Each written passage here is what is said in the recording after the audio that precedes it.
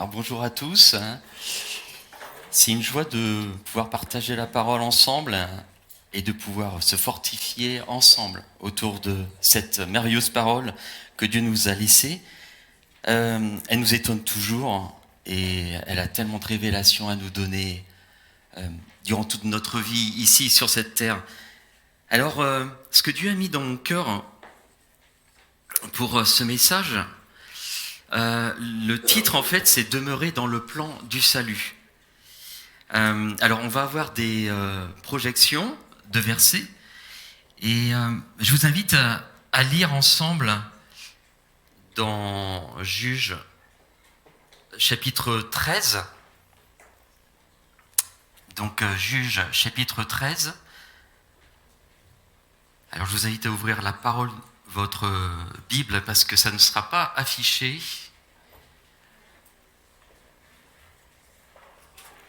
Et on va lire du verset 1 au verset 13. Donc chapitre 13, verset 1 au verset 13.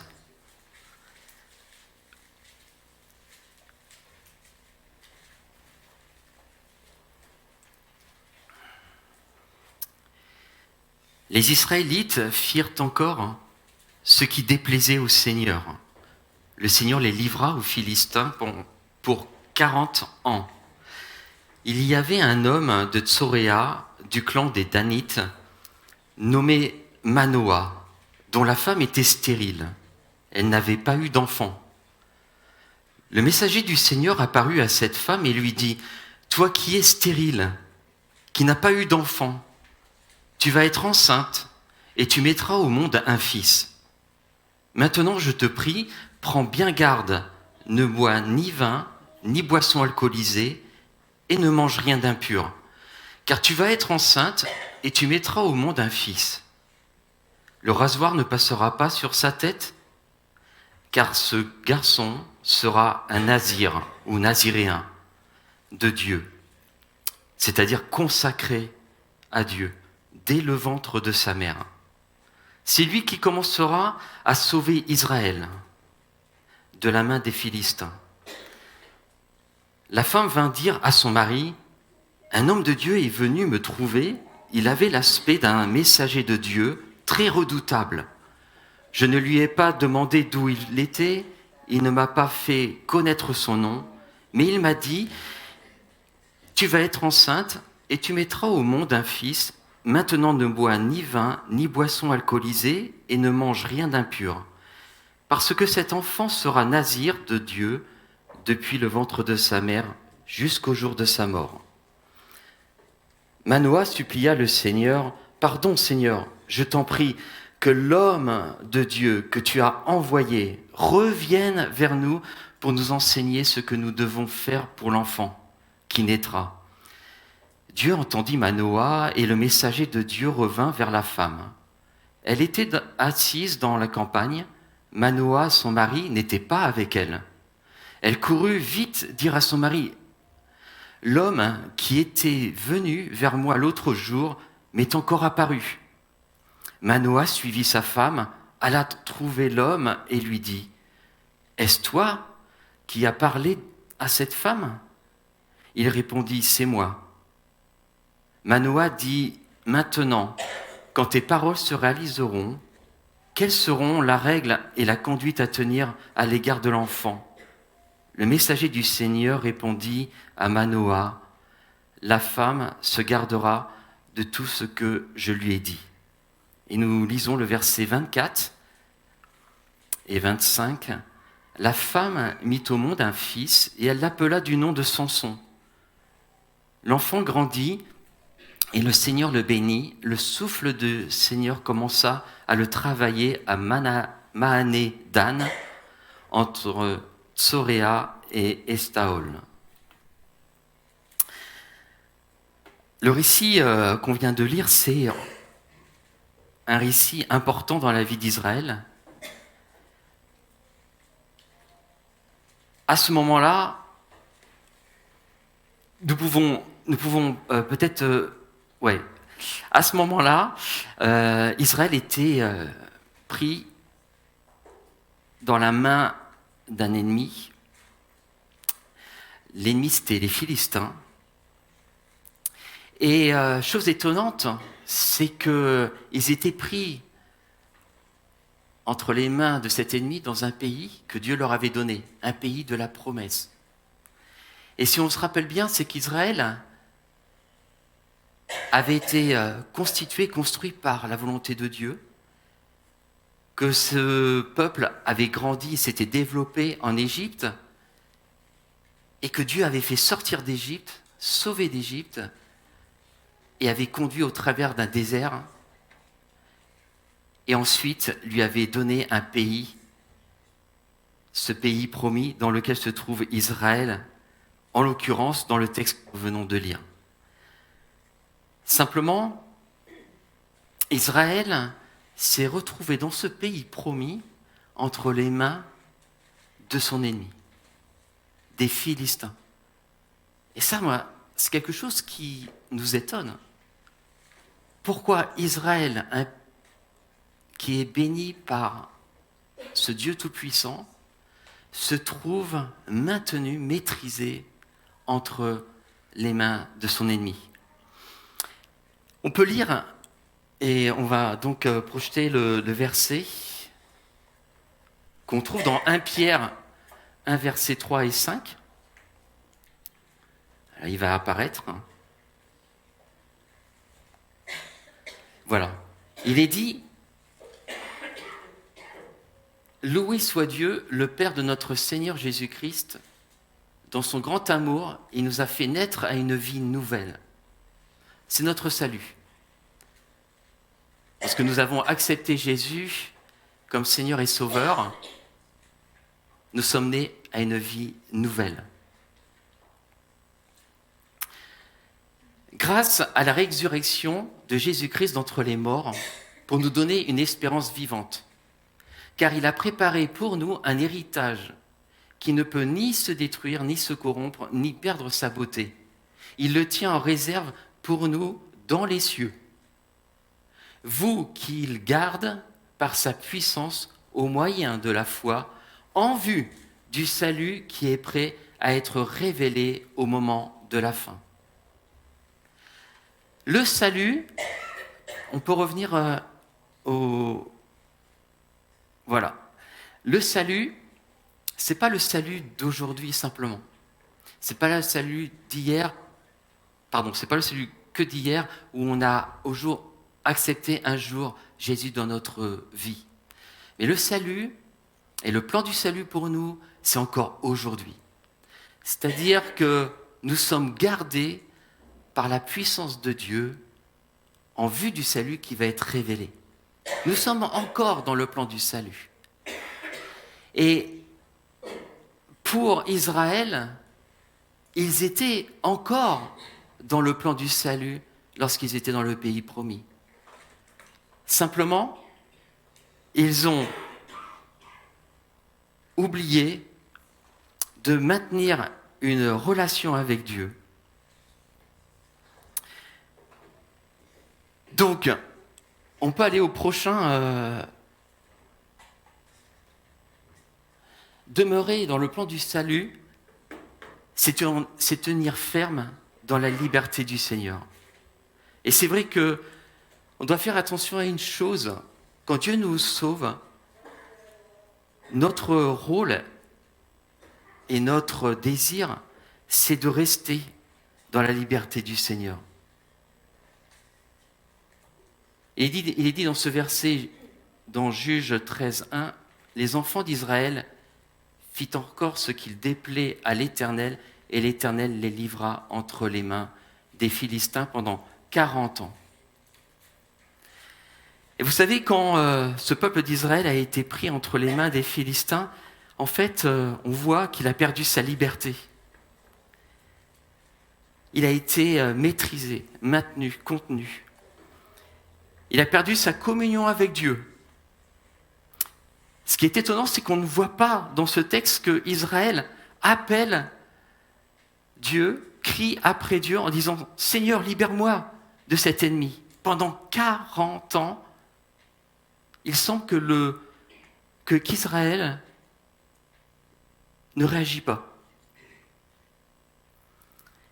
Il perd son identité comme peuple de Dieu. On ne voit pas Israël conduit par son Dieu, alors qu'il a été conduit au travers du désert et qu'il est arrivé dans ce pays promis. On voit qu'il perd de vue sa vision. Vous vous rappelez, Dieu avait dit posséder le pays. Et là, il ne possède pas le pays. Et qu'est-ce qui a créé cette situation ? C'est qu'en fait, Israël a adopté la culture de son ennemi. Il a commencé à se tourner vers des dieux. Et les dieux des Philistins, à ce moment-là, c'était Astarté, Dagon, Baal-Zébud. Il a été vers ces dieux-là. Il s'est détourné du Dieu Tout-Puissant, de celui qui l'avait créé, de celui qui l'avait sauvé d'Égypte. Il y a eu des mariages entre les enfants d'Israël et les enfants de ses ennemis. Et Israël a rencontré des difficultés à déloger les Philistins. Parce que c'est vrai que les Philistins avaient une puissance en armes, mais qu'en fait, il a abandonné sa confiance en Dieu pour déloger son ennemi. Il a pensé que son ennemi était plus fort que lui et n'a jamais essayé de prendre le territoire. Il a baissé les bras. Il a perdu sa perspective. Mais avec le temps, ce sont les Philistins qui ont soumis Israël à leur volonté. Israël a accepté la situation de domination et a cherché à composer avec son ennemi pour avoir un semblant de paix. Et vous savez, des fois dans la vie du chrétien, il peut y avoir des situations où on baisse les bras, où le plan du salut n'est plus réel dans notre cœur, il n'est plus porté dans notre cœur. Un des dangers, c'est de ne plus vivre dans la liberté du Seigneur. Et la parole de Dieu dit ceci, Galates 5, verset 1, c'est pour la liberté que Christ nous a affranchis. Tenez donc ferme. Tenez donc ferme dans cette liberté et ne vous placez pas de nouveau sous la contrainte d'un esclavage. Si nous ne tenons pas ferme dans la liberté de Christ, nous allons nous mettre sous la contrainte d'un esclavage. Et ce n'est pas ce que Dieu attend de nos vies. On peut aller à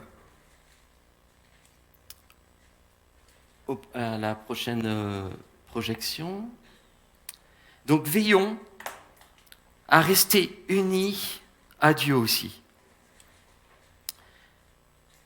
Ne vous mettez pas avec des incroyants sous un joug qui n'est pas celui du Seigneur. Ne formez pas un attelage, il y a une autre traduction qui dit, ne formez pas un attelage disparate avec des incroyants. Vous savez, quelquefois on peut vouloir former un attelage avec quelqu'un, simplement sur la base qu'il y a une affinité dans tel ou tel domaine, ou qu'il y a des traits d'intérêt qu'on partage avec telle personne. Mais avec le temps, cette relation peut devenir un frein à notre développement spirituel. Et je crois que le Seigneur vraiment nous avertit qu'il est bon de se poser des questions et de savoir si cette affinité que l'on engage, est-ce qu'elle va nous amener à désobéir ou pas à Dieu ? Est-ce que je peux librement partager ma foi avec cette personne ? Et est-ce que je peux vivre ma vie chrétienne librement ? Sinon, cela signifie que je rentre dans une contrainte. et que je peux m'asservir, être asservi par cette relation. Est-ce que je suis en accord avec ce que fait cette autre personne? Est-ce que je me sens à l'aise? Est-ce que je n'y vois aucun problème? Est-ce que cette personne me détourne de ma communion avec le Saint-Esprit? Et toutes ces questions, je pense qu'il faut se les poser parce que, en fait, on peut se retrouver à suivre une direction, comme c'est cette image des deux bœufs qui portent un joug et qui suivent la même direction. On peut suivre une direction qui est une direction opposée à celle de la volonté de Dieu. Et je pense que ce peuple d'Israël, dans la situation qui l'a amené à être sous la main de son ennemi pendant 40 ans, c'est qu'il a suivi une direction opposée à celle de Dieu.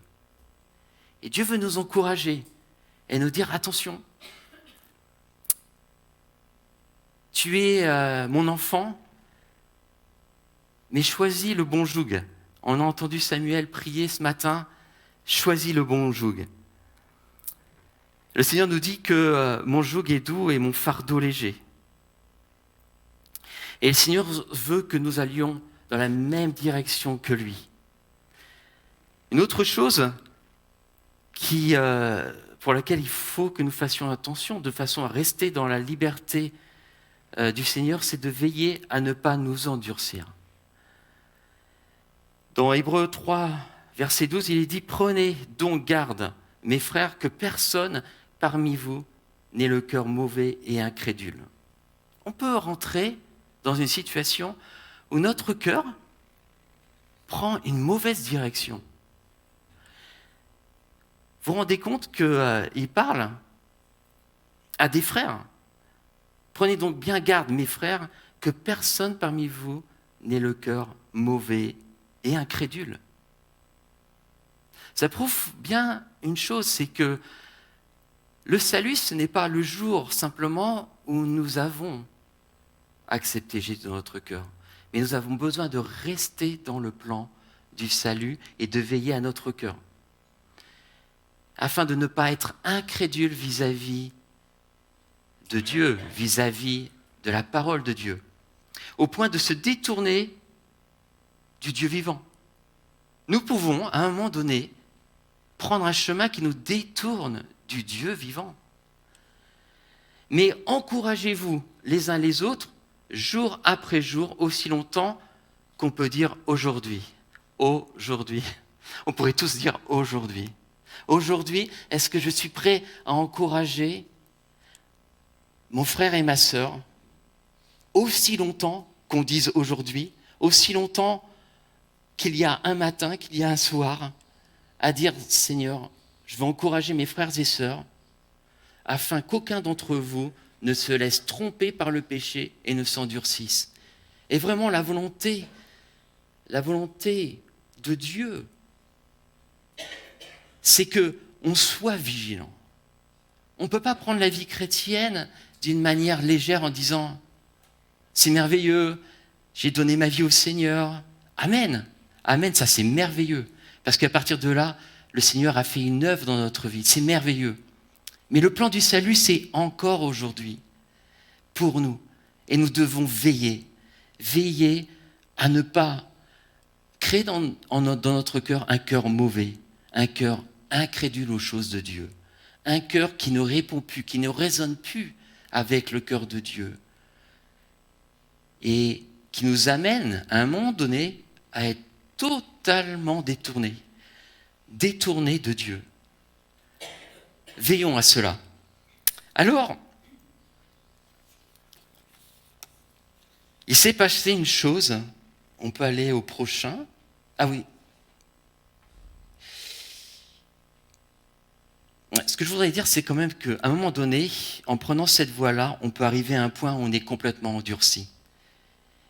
C'est ce qu'on a vu précédemment, qu'on arrive à un point d'endurcissement complet et on ne répond plus. On n'a plus de réponse à ce que Dieu veut nous dire. Et on se sent vide et découragé. Alors, demeurer dans le plan du salut, c'est aussi reconnaître la présence du Saint-Esprit en nous. Vous savez, cette femme, Dieu est venu d'une manière formidable. Israël ne criait pas après Dieu pour être sauvé, mais on voit un ange de l'Éternel arriver, se présenter devant cette femme et lui dire qu'elle est stérile, mais qu'elle va avoir un fils. Tu es stérile et tu n'as jamais eu d'enfant, pourtant tu vas être enceinte et tu donneras le jour à un fils.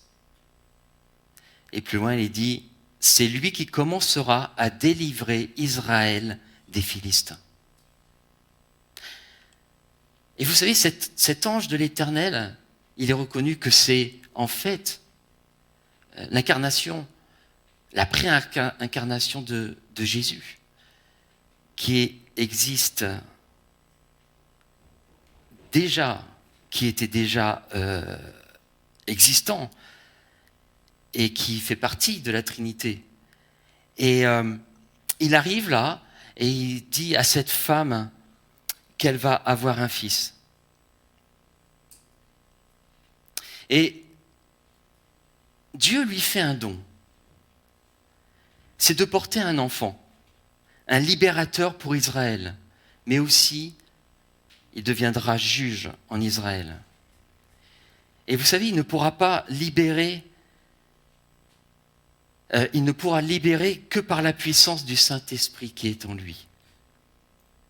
Cet enfant sera au service de Dieu et sera sensible à l'Esprit de Dieu.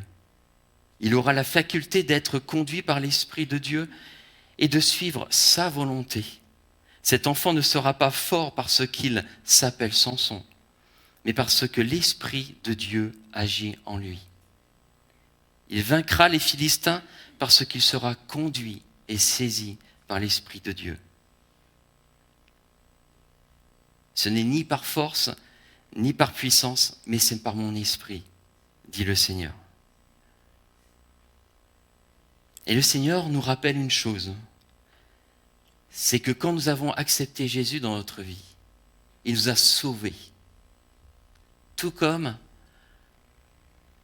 il sauve Israël et le délivre. Et il a placé en nous, ne savez-vous pas que vous êtes le temple du Saint-Esprit, que vous êtes le temple de Dieu et que l'Esprit de Dieu habite en vous. Il a placé en nous son Esprit. Il est en nous. Et la question, c'est de savoir, est-ce que nous reconnaissons la présence du Saint-Esprit dans notre vie? Est-ce que dans notre marche avec Dieu, nous avons en nous cette conscience qu'il est là? Pour nous, le Saint-Esprit vit en nous chaque jour et non pas 9 mois comme cela va se passer pour cette femme. Elle va porter pendant 9 mois cet enfant. Avons-nous conscience de sa présence et recherchons-nous à préserver notre vie de sorte qu'il vive pleinement en nous? Nous pouvons, la Bible dit, attrister le Saint-Esprit. Alors on peut aller au prochain.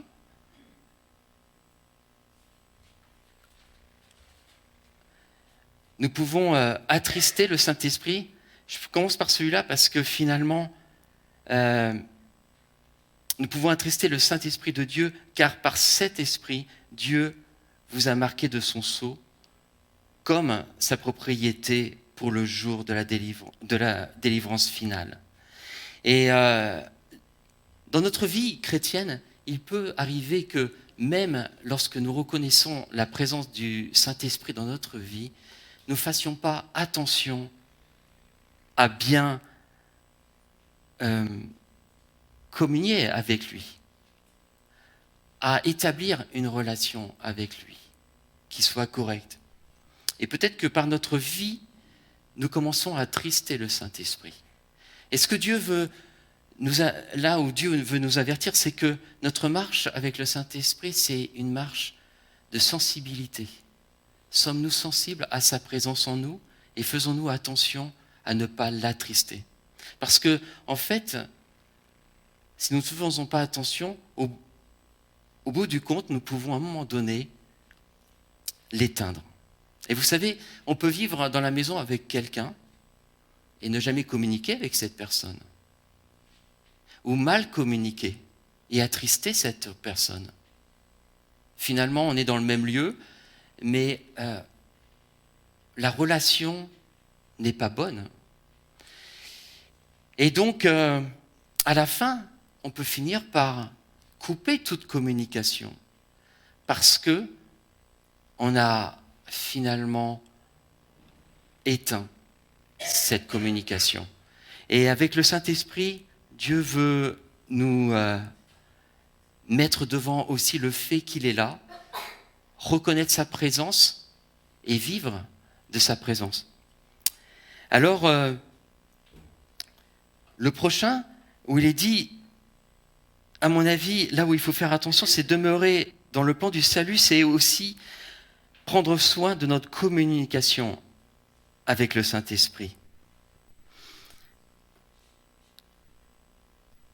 Au verset 4 de ce que nous avons lu précédemment dans le chapitre 13, il est dit « À partir de maintenant, prends bien garde de ne boire ni vin, ni boisson alcoolisée et de ne rien manger qui soit rituellement impur. Car tu vas être enceinte et tu mettras au monde un fils. Ce garçon sera consacré à Dieu dès le sein maternel. Jamais il ne devra se couper les cheveux ou la barbe. » Cette femme doit prendre garde à la manière dont elle se nourrit. Cette restriction de certains aliments garde son cœur, finalement, en communion avec le plan de Dieu. Un plan de délivrance. Et si nous ne prenons pas garde, nous pouvons ignorer la présence du Saint-Esprit, nous pouvons négliger sa présence ou encore l'attrister comme nous l'avons vu. Alors, cette attention à garder la communion avec le Saint-Esprit fait partie de notre marche avec Dieu. La femme doit prendre garde pendant 9 mois à ce qu'elle mange. Donc, faisons attention à la manière dont nous alimentons notre vie chrétienne. Et on peut aller à la suite, où on trouve dans la parole de Dieu comment nourrir notre vie chrétienne. Comment nourrir notre communication avec le Saint-Esprit. Dans Matthieu 4, verset 4, la parole de Dieu nous rappelle ce que Jésus a dit, « L'homme ne vivra pas de pain seulement, mais de toute parole qui sort de la bouche de Dieu. » Ce qui est étonnant, mais cette parole que Jésus prononce là est arrivée peu de temps après qu'il ait reçu le Saint-Esprit. Il reçoit le Saint-Esprit et le Saint-Esprit le pousse dans le désert.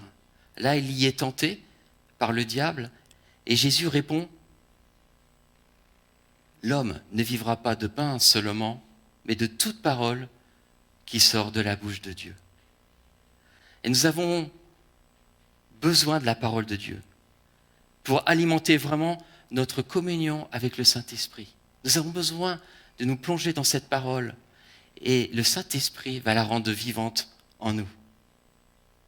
Mais il y a un autre point aussi, dans Jean chapitre 4, verset 34, où Jésus dit « Ce qui me nourrit, leur expliqua Jésus, c'est d'accomplir la volonté de celui qui m'a envoyé et de mener à bien l'œuvre qu'il m'a confiée. » Accomplir la volonté de Dieu. Est-ce que dans ce que je fais, ou la manière dont je fais, est-ce que je sens qu'il y a l'approbation du Saint-Esprit dans ma vie? Est-ce que je sens que je fais l'œuvre de Dieu dans ma vie? Et nous avons besoin, de garder notre cœur prêt à accomplir la volonté de Dieu. Laissons le Saint-Esprit résider en permanence dans nos pensées, nos paroles, nos actions, nos réactions et nos projets. Et tout l'enjeu pour la femme est vraiment de garder vivant le plan du salut pour Israël. Et puis pour finir, le plan du salut ne se vit pas tout seul. Ce que j'aime en fait dans ce récit, et je peux vous relire en fait du verset 6 au verset 11, la femme rentra chez elle et dit à son mari, « Un homme de Dieu m'a abordé, son aspect était comme celui d'un ange de Dieu. Il était très terrifiant. Je ne lui ai pas demandé d'où il venait et il ne m'a pas dit son nom. Mais il m'a annoncé que je vais être enceinte et que je mettrai un fils au monde. Il m'a dit de ne boire ni vin, ni boisson alcoolisée et de ne rien manger d'impur, car l'enfant sera consacré à Dieu dès le sein maternel jusqu'à sa mort. » Voilà ce qu'elle dit à son mari. La femme rentra chez elle et dit ceci à son mari. Elle partagea en fait le plan du salut pour Israël avec son mari. Elle ne le garda pas dans son cœur, toute seule, mais elle sentit d'en parler avec son mari. Et la réaction de Manoah, alors Manoah, verset 8, alors Manoah adressa cette prière à l'Éternel.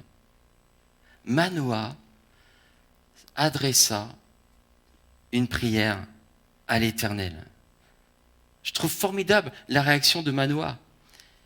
Sa femme vient, lui dit ça, il aurait pu ne pas y faire attention, ne pas prêter attention, le négliger. Mais non, cela l'amène à Dieu et à prier. Il a prié ainsi, « Je te prie, Seigneur, fais revenir vers nous l'homme de Dieu que tu as déjà envoyé, pour qu'il nous apprenne ce que nous aurons à faire à l'égard de l'enfant à naître. Seigneur, montre-nous ce que nous devons faire et comment nous devons agir vis-à-vis de cet enfant. Montre-nous. » Et Dieu exauça la prière de Manoah. Dieu exauça la prière. L'ange de Dieu revint se présenter à la femme pendant qu'elle était assise dans un champ. Et Manoah n'était pas avec elle. Et qu'est-ce qu'elle fit? Elle courut aussitôt le lui annoncer. Il y a cette volonté de partager le plan du salut, de partager l'expérience qu'elle vit avec son mari, de l'intégrer à ce plan. Et et immédiatement Manoah se leva et suivit sa femme. Et vous savez, je pense que pour nous, notre vie chrétienne ne se vit pas seule et elle ne se vit pas non plus dans le désintérêt de ce que vit l'autre, notre frère ou notre sœur. Et si je trouve qu'il est formidable de pouvoir partager nos expériences les uns avec les autres, de pouvoir partager nos expériences de foi, de pouvoir aussi demander la prière, de pouvoir demander à Dieu de nous conduire et de nous diriger, de demander le soutien spirituel. Et je pense que Dieu veut nous amener à cela. Il veut nous amener vraiment à tenir ce plan du salut pour nous et à y faire attention. Donc,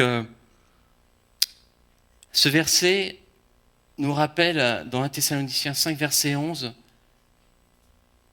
« C'est pourquoi encouragez-vous les uns les autres et aidez-vous mutuellement à grandir dans la foi comme vous le faites déjà. » Donc, vraiment que chacun d'entre nous puissions considérer nos vies et laisser Dieu nous conduire en toutes choses dans la sensibilité du Saint-Esprit et dans sa puissance.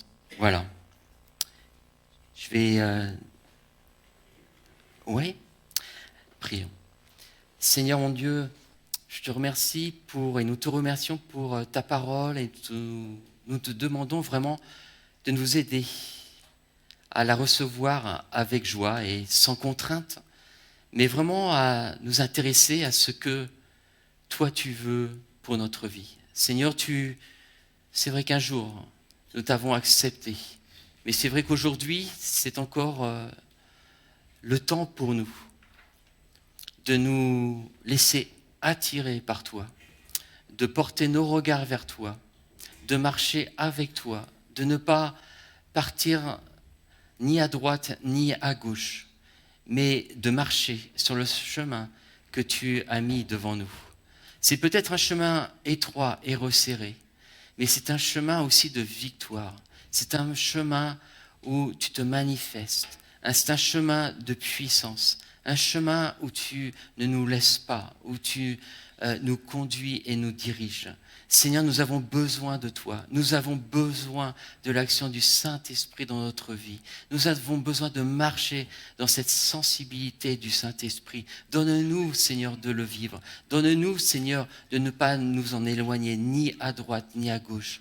Donne-nous, Seigneur, de ne pas négliger ta présence en nous. Donne-nous, Seigneur, de ne pas non plus ignorer que tu vis en nous et que nous sommes le temple du Saint-Esprit. Garde-nous, Seigneur, de nous mettre sous un joug, si ce n'est ton joug, Seigneur, qui est doux et léger. Merci, Seigneur, de libérer chacun d'entre nous et de nous faire prendre conscience de ce qu'est notre chemin. Peut-être de te laisser parler, Seigneur. Nous avons besoin, Seigneur, que tu te révèles à nous et que tu nous montres ce qui doit changer afin de rentrer dans une vie de victoire et de délivrance. Eh bien, Seigneur, merci de délivrer ton peuple. Merci de nous délivrer et merci d'agir et de continuer à agir en nous, Père. Amen. Amen.